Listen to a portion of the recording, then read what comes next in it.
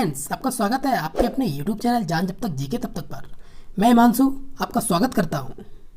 दोस्तों, आज के इस वीडियो में हम जानेंगे कि संज्ञा क्या होती है और हम संज्ञा को किस तरीके से पहचान सकते हैं। ठीक है दोस्तों, संज्ञा जिसको हम अंग्रेजी में नाउन भी कहते हैं, आज हम इसको यही जानेंगे कि आखिर में इसे हम कैसे पहचानेंगे, अगर हिंदी में हो या फिर इंग्लिश में हो। ओके, तो आज हम जानेंगे कि हिंदी में हम कैसे पहचान सकते हैं कि हमारी कौन सी संज्ञा है। तो आपके सामने एक प्रश्न दिख रहा होगा कि निम्नलिखित में भाववाचक संज्ञा कौन सी है। भाववाचक मतलब भाव हो, जिसमें शत्रुता, वीर, मनुष्य या फिर गुरु। ठीक है, तो हम इसके प्रश्न का उत्तर जानते हैं दोस्तों, लेकिन उत्तर जानने से पहले आपको इसकी थोड़ी सी थ्योरी की क्लास लेनी होगी, और थ्योरी की क्लास लेने के बाद हम सिंपल तरीके से दोस्तों आप भी बता पाएंगे इसका आंसर कि आखिर में इसमें कौन सी संज्ञा है। ठीक है, और भाववाचक संज्ञा का इसमें कौन सा उदाहरण है। तो चलिए शुरू करते हैं। तो चलिए दोस्तों, हम सबसे पहले जान लेते हैं कि आखिर में संज्ञा होता क्या है। तो दोस्तों, संज्ञा जो है, संज्ञा यह एक विकारी है, यह एक विकारी शब्द है। ओके, तो दोस्तों जिन शब्दों से व्यक्ति, वस्तु, भाव, स्थान आदि का बोध होता है, ठीक है, जिन शब्दों से व्यक्ति, वस्तु, भाव, स्थान आदि का बोध होता है उन्हें हम संज्ञा कहते हैं। जैसे राम, यमुना, देवता, लखनऊ आदि। जैसे आपका दे रखा हो कि राम घर जाता है, तो दोस्तों इसमें हमारा जो राम है ये और हमारा जो घर, ये दोनों हमारे संज्ञा कहलाएंगे। ओके, चलिए अब हम संज्ञा के भेदों को जान लेते हैं। तो संज्ञा के भेद हमारे होते हैं पांच भेद होते हैं। तो पांच भेद कौन कौन से होते हैं उनको भी हम जानेंगे, लेकिन उससे पहले आपको हम बता देते हैं कि हमारे जो पांच भेद होते हैं वो हमारे पांच भेद कौन कौन से होते हैं उनको हम जान लेते हैं। तो दोस्तों हमारा सबसे पहला होता है व्यक्तिवाचक संज्ञा, जातिवाचक संज्ञा, समूहवाचक संज्ञा और द्रव्यवाचक संज्ञा, जिसे हम पदार्थवाचक संज्ञा भी कहते हैं। ठीक है, और हमारा अगला आता है भाववाचक संज्ञा। ठीक, लेकिन दोस्तों इनके अर्थों के आधार पर हमारे ये जो पांच प्रकार हैं इनको दो भागों में बांटा गया है। एक को कहते हैं हम मूर्तवाचक और एक को कहते हैं हम अमूर्तवाचक। अमूर्तवाचक और मूर्तवाचक में क्या डिफरेंस है इसको भी जान लेते हैं। मूर्त मतलब मूर्ति के रूप में हो, जो चीज़ हमें सामने दिखे, उसका मतलब है किसी चीज़ का नाम देना, तो वह हमारा कहलाता है मूर्तवाचक संज्ञा, जिसे हम अर्थ के आधार पर दो भेदों में बांट सकते हैं, दो भागों में बांट सकते हैं हम संज्ञा को। और हमारा जो अमूर्तवाचक होता है इसका मतलब है कि अमूर्त है, हमें ये दिखाई नहीं देगा, अर्थात ये होगा हमारा भाववाचक, जिसमें हम भाव प्रकट कर सकें। तो सबसे पहले हम जान लेते हैं कि व्यक्तिवाचक संज्ञा आखिर में क्या होता है। तो व्यक्तिवाचक संज्ञा को ही हम प्रॉपर नाउन कहते हैं। व्यक्तिवाचक संज्ञा का सिंपल सा मतलब है कि वस्तु, स्थान या व्यक्ति का जहाँ बोध हो। जैसे आपका वस्तु, स्थान या व्यक्ति का बोध हो तो उसे हम व्यक्तिवाचक संज्ञा कहते हैं। जैसे राम, मेरठ, केला आदि। जैसे कि राम बाजार जाता है तो यहाँ राम हो गया, बाजार हो गया। ठीक है, बाजार एक स्थान है तो बाजार हो गया हमारा। ऐसे ही हमारा मेरठ एक स्थान है, ये भी हमारा व्यक्तिवाचक संज्ञा हो गया। आपका केला, केला भी आपका एक व्यक्तिवाचक संज्ञा हो गया। अब जानते हैं हम अपना जातिवाचक संज्ञा। तो जातिवाचक संज्ञा आपको जाति से ही पता चल रहा होगा कि आपका कॉमन नाउन है। कॉमन नाउन जातिवाचक संज्ञा, इसका मतलब है कि जहाँ जाति का बोध हो। जाति का बोध आपका कास्ट सिस्टम से जाति का बोध नहीं है। इसमें जाति का मतलब होता है कि जानवर है, मनुष्य है, स्त्री है, पुरुष है। ठीक है, इस तरीके का हमारा ये जाति होता है। जैसे दोस्तों माता, पिता, अध्यापक, वर्षा, तोता, पुस्तक, ये सारी एक जातियां हैं। ठीक है, ऐसे ही दोस्तों हमारा अगला आता है समूहवाचक संज्ञा। अब हम जानते हैं समूहवाचक means collective noun. Collective noun क्या होता है? जहाँ समूह का बोध हो। समूह मतलब एक ग्रुप की मतलब एक मंडली का बोध हो। मंडली जैसे आपने देखा होगा कि कक्षा में बहुत सारे बच्चे होते हैं तो ये वो भी एक ग्रुप है, वो भी एक मंडली है। हमारा मेला में बहुत सारे लोग जाते हैं, मेला। ऐसे मंडल आपका हो गया, कुंज हो गई, सभा जैसे आपने देखा होगा राजनीतिक पार्टियों की सभाएं लगती हैं, तो वो भी हमारा एक समूहवाचक संज्ञा में आता है।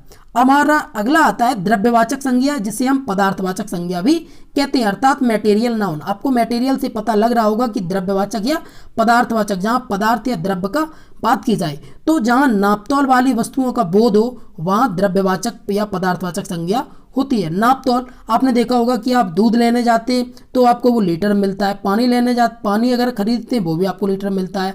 आपने अगर लोहा को खरीदा है तो लोहा जो है वो भी आपका एक पदार्थ है। आपका सोना है, सोना भी आपका एक पदार्थ है। तो नाप तोल वाली सारी वस्तुएं, आप सोना 1 किलो के भाव में खरीद के या ग्राम के, मिलीग्राम के भाव में खरीद के लाते हैं। ठीक है, अगला हमारा आ जाता है अमूर्तवाचक संज्ञा, जिसे हम भाववाचक संज्ञा भी कहते हैं। तो इसमें जान लेते हैं हम वस्तु के गुण, दशा या भाव का बोधों से हम कहते हैं भाववाचक संज्ञा।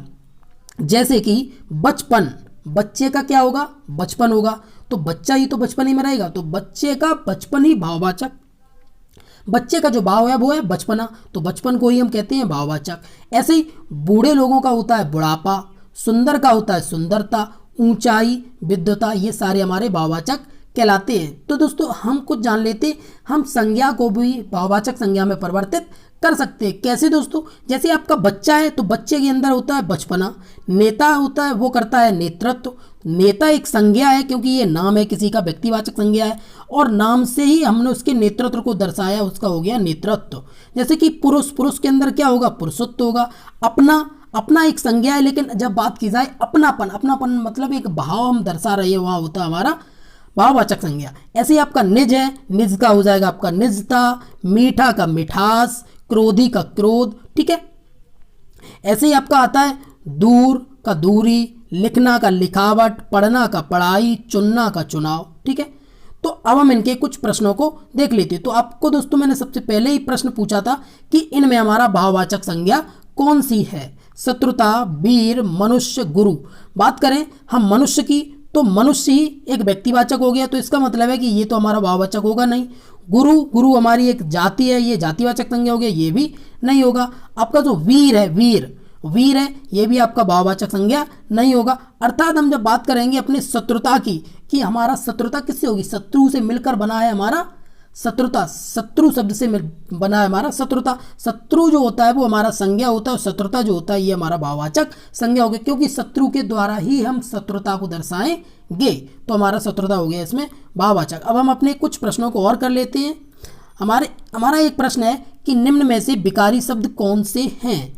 तो संज्ञा, सर्वनाम, विशेषण, क्रिया, तत्सम, तद्भव, देश विदेशी, क्रिया विशेषण, संबंध बोधक, विस्मयादि बोधक, उपयुक्त में से कोई नहीं। तो दोस्तों मैं आपको बता दूं कि आपके जो विकारी शब्द होते हैं यही विकारी शब्द हमारे कहलाते हैं। संज्ञा, सर्वनाम, विशेषण, क्रिया, ये हमारे कहलाते हैं विकारी शब्द। चलिए अब हम चलते हैं अपने अगले प्रश्न पर। हमारा अगला प्रश्न क्या कह रहा है कि स्त्री तत्व, स्त्री तत्व शब्द में कौन सी संज्ञा है। तो स्त्री तत्व की बात की जाए तो दोस्तों जातिवाचक संज्ञा, अगर यहाँ बात करते हैं हम स्त्री की, स्त्री या पुरुष की, तो जातिवाचक संज्ञा होता। लेकिन दोस्तों यहाँ पे स्त्री तत्व की बात की जा रही है, मतलब स्त्री के ही स्त्री तत्व की बात की जा रही है, अर्थात हमारा यहाँ जातिवाचक संज्ञा नहीं होगा।